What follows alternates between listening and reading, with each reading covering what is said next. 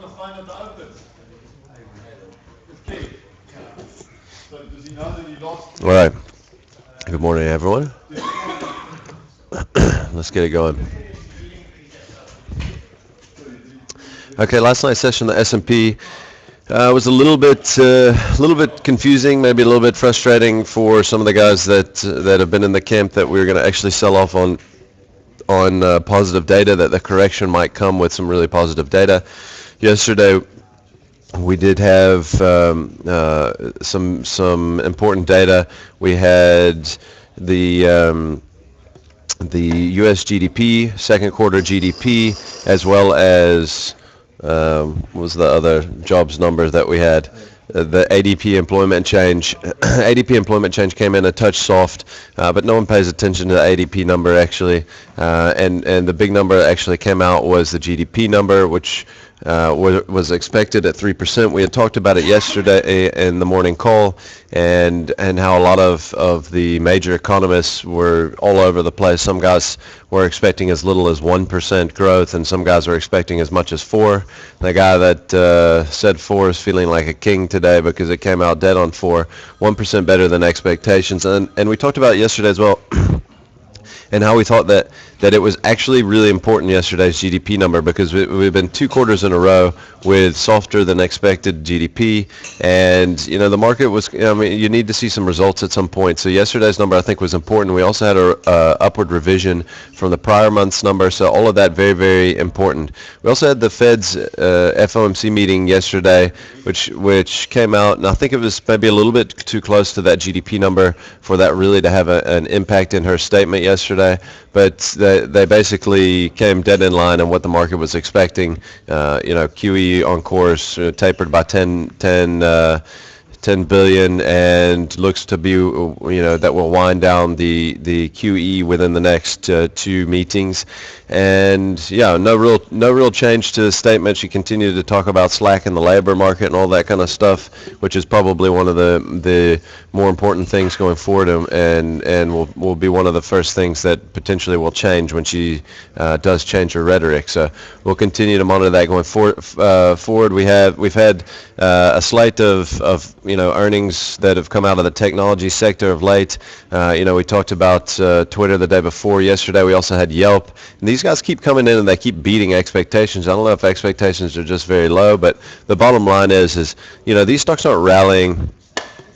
These stocks aren't rallying like in 2000. A lot of times I can remember where you'd have an earnings miss, a significant earnings miss, and the stock would open up down 10% and then finish the day up 10%, that kind of thing. So that's not exactly what's going on here, and I think it's important to just recognize that, that there is something behind what's going on in the tech space, even though the earnings the valuations are light. They are coming out and they are improving on the earnings front. So, all right. So looking into the Asia session this morning, you can see we're a bit choppy, bouncing around all over the show. Since I last looked, we've had we've had the Hang Seng actually that turned around negative this morning. It was positive, and in fact, it's basically closer to flat now than it was as we put this number up. The Nikkei was also in the green this morning. It also turned around a little bit into the red. The Kospi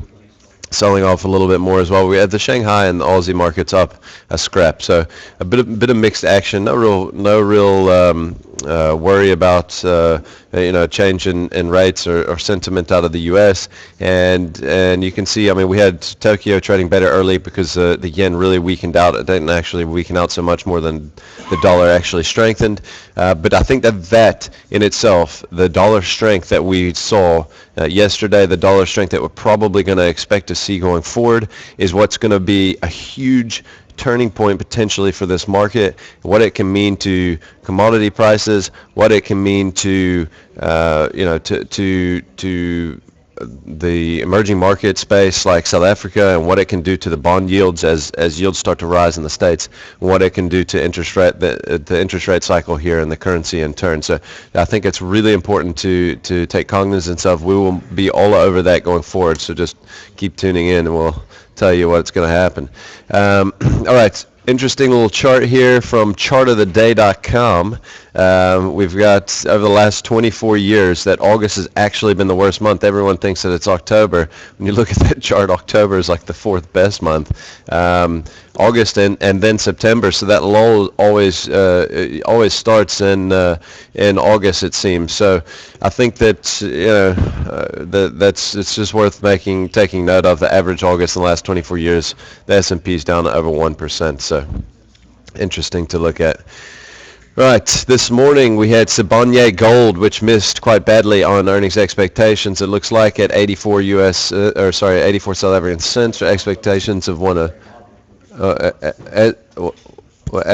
expectations of 103. What did you say? Okay, sorry. And then revenue at 9.83 billion versus expectations of 9.86. Divi per share came in at 50 cents. Apparently these numbers aren't actually all that bad. I don't know how much of this is actually in the revision and the write-down of that of their recent gold mine. I forgot what the name of that mine was. They had a major write-down there. In the actual gold reserve, so it could be something to do with it. We've also got SAPI, which is out in a little bit. We've got ConocoPhillips up later, as well as MasterCard, ExxonMobil, and Occidental Petroleum. Right. This morning we had some data out of Japan. Housing starts a little bit better than expected. We had nationwide house price year on year in the UK, slightly softer. We've got retail sales in Germany we had earlier, which are also a little bit softer. And we've seen, as of late, the data from the European side starting to go a little bit softer. Take the UK out of that, but the rest of Europe starting to go a little bit softer. And we've really very quietly had the European markets that have been very soft as of late. So and I think that's something we need to continue to keep an eye on. We've got French consumer spending, unemployment change out of Germany, unemployment rate out of the entire Eurozone. We've got the CPI estimate for the Eurozone. We've got CPI harmonized out of Italy. We've got PPI here locally at 11:30. That'll be worth watching. I mean, right now we're as high as 8.4% on the survey. The prior number is at 8.7%. Those are just totally unsustainable numbers. So it's really important that we start to get that to cool off. Otherwise, things could start to get really messy here. Then we've got trade balance numbers at 2. Locally, and later in the States, we've got the initial jobless claims, Chicago Purchasing Managers Index, and the Bloomberg Consumer Comfort numbers. All right, let's get into the maps.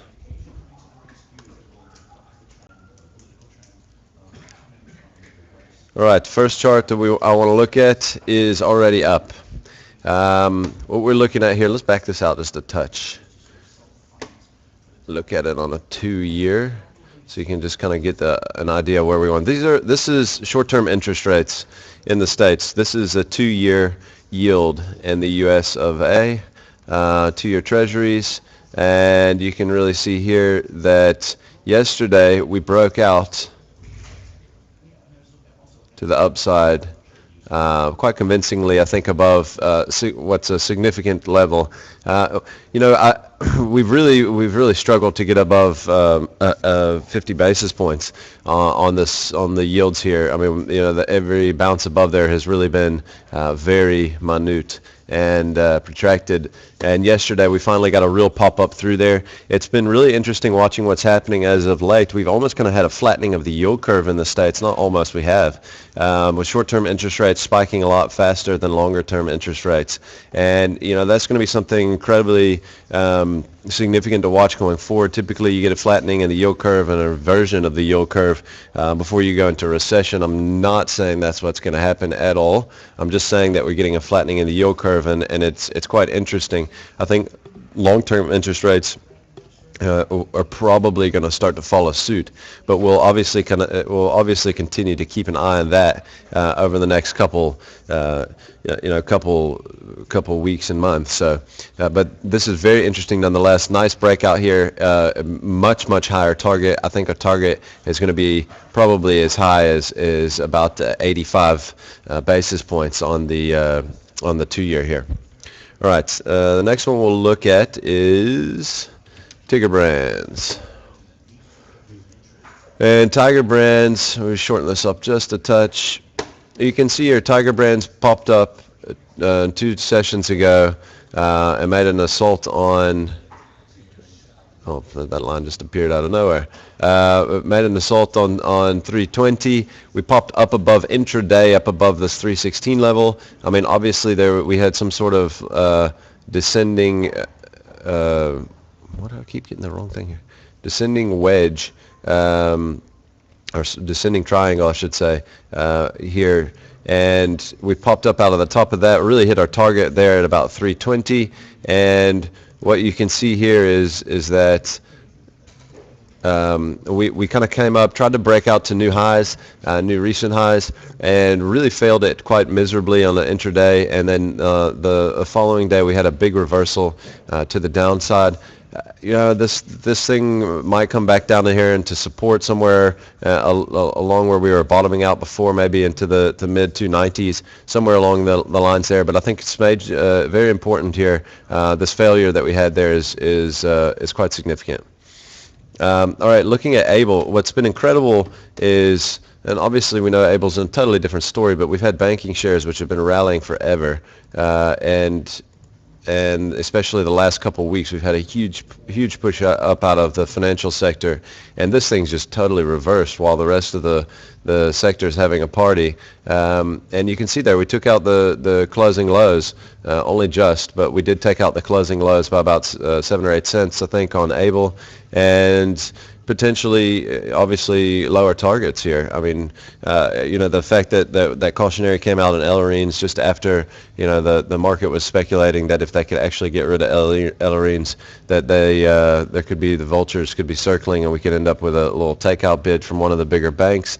This thing just totally rolls over from $8 to $6. I mean, that's a hell of a sell-off. So I think this thing is obviously, it's going to be wild. There's a lot of there's a lot of risk in playing this stock on either side. So if you're involved there, just be careful and know that we're breaking to new lows at the moment. All right, Nedbank, interesting chart from yesterday. I mean, all the banks, like we said, have been breaking out here. What you can see here with Nedbank is that yesterday morning we actually traded to new all-time highs. First thing in the morning, whether it was an odd lot or not, it's not the point.